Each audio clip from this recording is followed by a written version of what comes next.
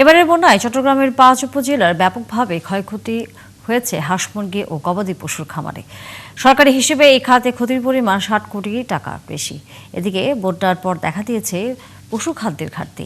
এতে দিশেহারা খামারিরা চেয়েছেন সরকারি সহযোগিতা। তবে প্রাণী সম্পদ অফিস বলছে, বন্যার পর মরক ঠেকাতে বন্যা আক্রান্ত এলাকাগুলোতে গবাদি পশু টিকাদান কর্মসূচি শুরু হয়েছে। তাই আতঙ্কিত না হবার পরামর্শ কর্মকর্তাদের। প্রণবেশ চক্রবর্তীর প্রতিবেদন, ক্যামেরায় ছিলেন জহুরুল ইসলাম। দক্ষিণ চট্টগ্রাম সহ জেলার ৫ উপজেলায় এবারের ভয়াবহ বন্যায় ব্যাপক ক্ষতি হয়েছে হাঁস মুরগি ও গবাদি পশুর খামারের। আর পানি নামার পর সংকট দেখা দিয়েছে পশু খাদ্যের। খামারিরা বলছেন, বন্যার সময় গবাদি পশু রক্ষা করা গেলেও হাঁস মুরগির খামারগুলো বেশি ক্ষতিগ্রস্ত হয়েছে।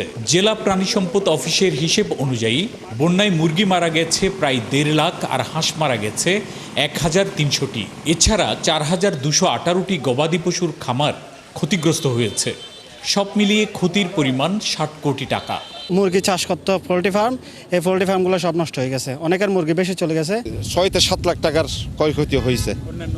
অন্যান্যদের বেশিরভাগ মনে করেন ২ লাখ থেকে উপরে, একদম যারা নিম্ন শ্রেণীর যারা কৃষক আছে তাদেরও ম্যাক্সিমাম ২ লক্ষ টাকার মতো ক্ষয়ক্ষতি হয়েছে। মাছ, ক্ষেত খোলা সবকিছু, গবাদি পশু সবগুলো নষ্ট হয়ে গেছে।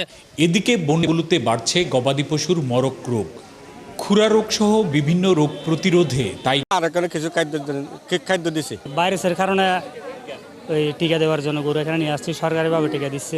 এ বিষয়ে মৎস্য ও প্রাণী সম্পদ মন্ত্রী জানিয়েছেন, ২ সপ্তাহের মধ্যে বন্যাক্রান্ত এলাকার সব পশুকে টিকার আওতায় নিয়ে আসা হবে। বন্যা আক্রান্ত 5টা জেলার 100% গরু এবং ছাগলকে টিকা দেওয়া শেষ করা হবে। এবার বন্যায় ক্ষতিগ্রস্ত হয়েছে মৎস্য সম্পদও। চট্টগ্রাম বিভাগের ৫ জেলায় বন্যায় ডুবেছে ২৩,৬১০টি পুকুর, দিঘি ও খামার, আর প্লাবিত হয়েছে ৭৮৯টি মাছের ঘের। টাকার হিসেবে এই ক্ষতি প্রায় ২১০ কোটি। প্রণবেশ চক্রবর্তী, ৭১, চট্টগ্রাম।